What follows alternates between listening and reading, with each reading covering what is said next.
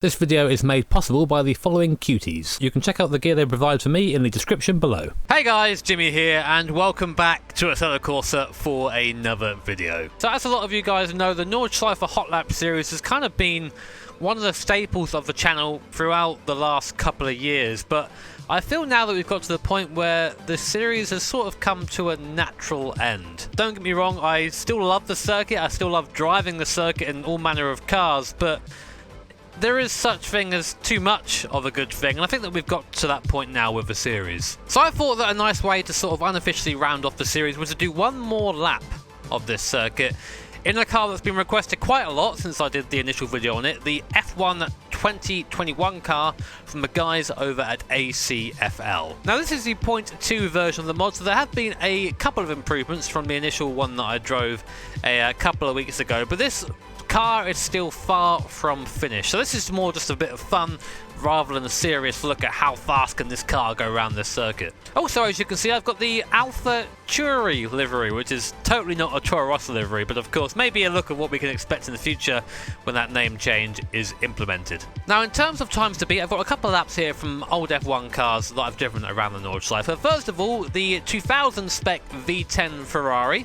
That went round here in 5 minutes 29 seconds 0.6. Then we go up to the F2004, the mid-2000s V10 Beast that we all know and love.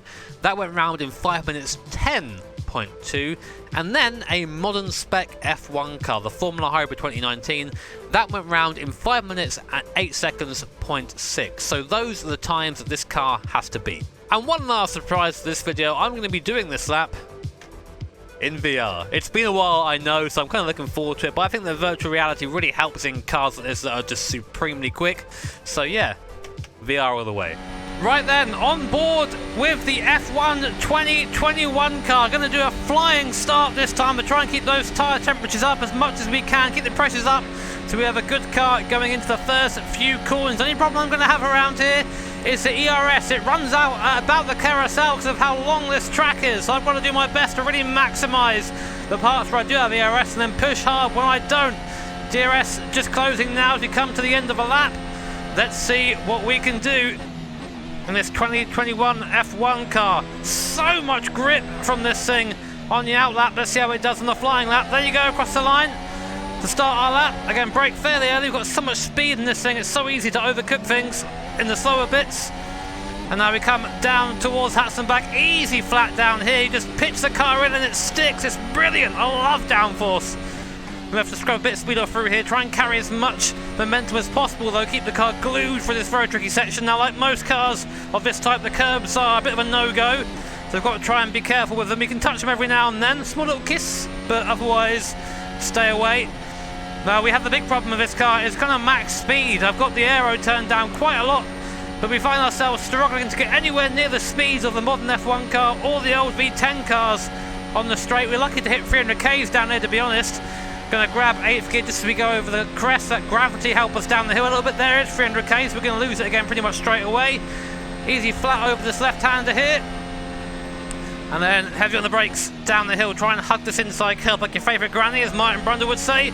Ease on the throttle on the exit. And the car just grips up instantly. It feels like it's absolutely glued to the circuit. As long as you're being kind to it and not hitting the bumps too hard, this thing is very hard to move offline. 7th gear over the top here. And again, start peeling off the speed. And then easy in this next part. It's so easy there to make a mistake because you're used to the downforce and you're going a bit slow. It peels off. And then you find yourself going off into the grass there. Hello, Rebel Tree. Good to see you, my guy. I've missed you. Flat through here. Now, easing the braking. So easy there to dip a wheel onto the grass on the entry and find yourself in the barrier. I've done that a few times in various cars over the series. A bit too quick into there, but we can recover nicely. Now for this, usually a lift through the chicane in most other cars. It's a small, think about lifting through there. Small lift, a miss, hit, miss. It's a tiny one. Just get the car pitched in. And then get on the brakes hard, use the downforce to slow down. A bit quick into there, but we carried a lot of speed regardless. Not too bad. Now downhill, this off-camber section can catch people off guard here. So you can see I'm just understeering a tiny bit wider than I want to be there. Same uphill here. Got to just be so easy on the throttle up there. With no traction control, of course, in this car. No ABS, nothing like that. As much as people dislike the modern F1 cars for whatever reason, I think they're absolute animals. I love driving them. Now, if this 2021 car's anything like this in real life, it's going to be an absolute pleasure to watch. Just grabbed a bit of curb there on the exit, that's going to slow me down. Now, we're out of ERS. This is where we're going to suffer now. We have a long uphill section up here, and we're going to be just kind of buzzing around 290k. It's not really able to go any quicker here because the gravity is against us now. Does mean we're going to be easy flat through this left-hander, though. Call this the bravery corner usually, but for me it's just a turn in, and we're in. Nice and easy. Same for this right-hander. This is where Mr. Katzberg totally didn't nearly have a crash. And we brake just pull the crest here. There you go, very nice. Just easing back onto the throttle. Now the carousel, like with most cars of this sort of style, we have to take it round the outside. We can't take the inside, the car's a bit too low. Follow the carousel round, avoid that curb on the right there. Very easy to clip that because the road narrows up quite a bit there on exit. And now uphill. This is the best section of the circuit for any car, but in a downforce car, I guess just watch. You can just plant the throttle, walk it out to the curb. Now coming up to Whipperman. This is a great part in this car.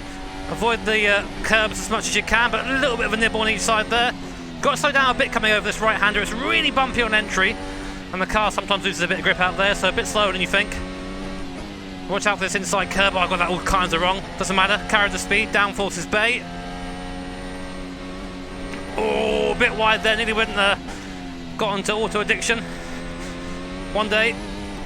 There you go. You can hear the rear tyre scrambling for grip, but just as you get the grip, the downforce starts taking over. A little bit of a lift through there. Probably could have done that a bit cleaner, but it's okay.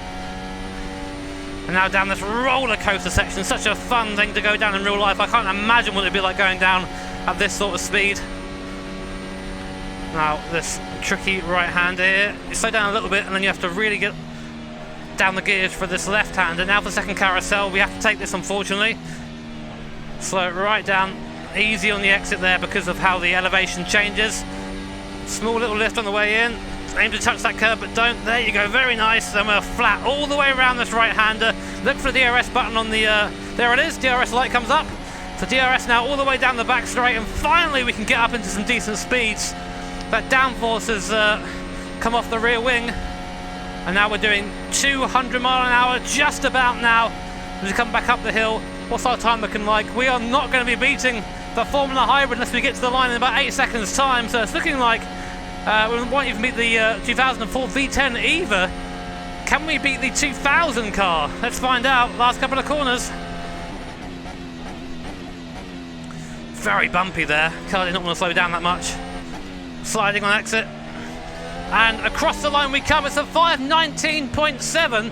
So we are slower than both the modern F1 car and the F2004, the V10, but a bit quicker than the 2000 car, the V10 2000 car. Now I will say, I think that a lot of that time is down to the fact that I couldn't really regenerate ERS properly. What I would really ideally like around here for both that and I think the modern F1 car is to have no ERS cap and just see how fast these things can go around here. But a 5:19 is still a very, very fast time, and this is a fun car to drive. This, it still does have a way to go, especially in the low speed. The force feedback gets a bit weird, but in the high speed stuff, the feeling you get in the resistance is pretty much what I would expect from this sort of car. It's a lot of fun. So hopefully you guys enjoyed seeing how quick this F1 2021 car would lap the Nordschleife. As always, if you enjoyed the video, I'd very much appreciate it if you hit the like button and subscribe, as well as that bell notification icon. I know a lot of you guys are probably turned off by this point, but a lot of my videos have not been turning up in sub boxes recently. It's been very noticeable, unfortunately, on my end. So if you do want to see my videos, make sure you click on that bell icon, because then you might actually have a chance of seeing the video. Who knows? As always, though, I've got to say a massive, massive heartfelt thank you to my Patreons and to my sponsors on YouTube. Very much appreciate your support. It keeps the channel alive. Take care. Have an awesome day. I'll see you all next time. Ta-ta.